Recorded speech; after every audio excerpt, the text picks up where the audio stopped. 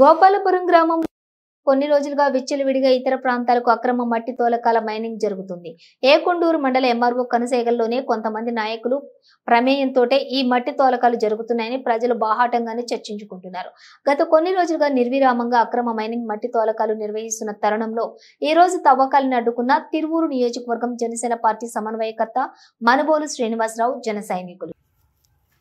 సామాన్యుడు అడిగితేనేమో 4 ట్రక్కులు తెచ్చుకోవాలి ట్రాక్టర్ అంటే రూల్స్ ఎక్కడ లేని రూల్స్ చేస్తున్నటువంటి మన ఎంఆర్ఓ గారు ఏం చేస్తున్నట్టు, ఈ రెవెన్యూ అధికారులు ఏం చేస్తున్నట్టు, ఇక్కడ ఇది ఒకవేళ సక్రమ క్వారీయింగ్ అయితే కనుక దీనికి అనుమతులు అయి చూపించి వీళ్ళు వ్యాపారం చేసుకోవడానికి ఏమైనా ప్రభుత్వం అనుమతి ఇచ్చిందా చెప్పాలా. జనసేన పార్టీ అనేది చూస్తా ఊరుకోదు. ప్రజాధనానికి మేము కాపలా కుక్కల్లాగే ఉంటాం. అంతే తప్ప మా ఇష్టం వచ్చినట్టు వ్యాపారం చేసుకుంటాం, మైనింగ్ చేసేసుకుంటాం. లేకపోతే అధికారులు ఫోన్ చేస్తే వాళ్ళు ఇష్టం వచ్చినట్టు వాళ్ళు సరిగా గంట క్రితమే మేము క్వారీని ఆఫ్ చేయించామని చెబుతున్నారు. గంట క్రితం ఆఫ్ చేస్తే ఇప్పుడు ఎట్లా రన్ అవుతున్నాయి ఇవి మీరు ఒకసారి చూడండి. ఎట్లా మనం వీడియోలు తీసుకున్నాం. చెప్పింది ఇదేనా కూటమి ప్రభుత్వంలో పవన్ కళ్యాణ్ గారు, చంద్రబాబు నాయుడు గారు విచ్చలవిడిగా వ్యాపారం చేసుకోమన్నారు ఆ ప్రభుత్వాన్ని అడ్డం పెట్టుకొని. ఎవరి జేబుల్లోకి వెళ్తున్నాయి ఈ డబ్బులన్నీ కూడా. ఇది ఒకవేళ నిజంగానే దీనికి అనుమతులు ఏమైనా ఉంటే చూపిస్తే మా తప్పు అయితే మేము చట్ట ప్రకారం శిక్షలకి లోబడే ఉంటాం. లేదు ఇది ఇర్రెగ్యులర్ అయితే కనుక దీని మీద యాక్షన్ తీసుకోవాలా. అక్రమ క్వారీయింగ్ జరుగుతున్నది. లారీ ఎంత వెళ్తున్నట్టుంది తీసుకోగడిది. అక్రమ క్వారీయింగ్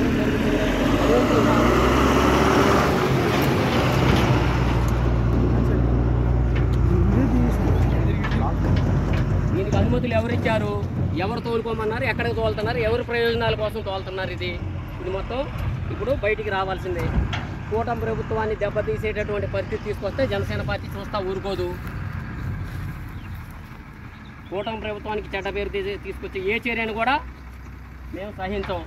ఇక్కడ చూడండి అసలు ఎంత క్వారీయింగ్ జరిగిందో ఇక్కడ చూడండి.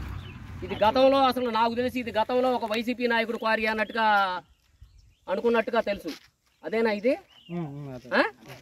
మరి అసలు ఏం జరిగిన తర్వాత ఇది ఇక్కడికి వచ్చిందో, వీళ్ళు ఏ విధంగా వీళ్ళకి అనుమతులు ఇచ్చారో, లేకపోతే వైసీపీ నాయకుడికి అనుమతులు ఇచ్చారా ఏంటి అనేది ఇప్పుడు తెలియాలి. ఇది దీని మీద మాత్రం జనసేన పార్టీ జ్యుడిషియల్ ఎంక్వైరీ అడుగుతుంది. అవసరమైతే ప్రభుత్వాన్ని ఉన్నతాధికారుల దృష్టికి తీసుకెళ్ళిపోయి దీని మీద సమగ్రమైన విచారణ కోరుతున్నాం మేము.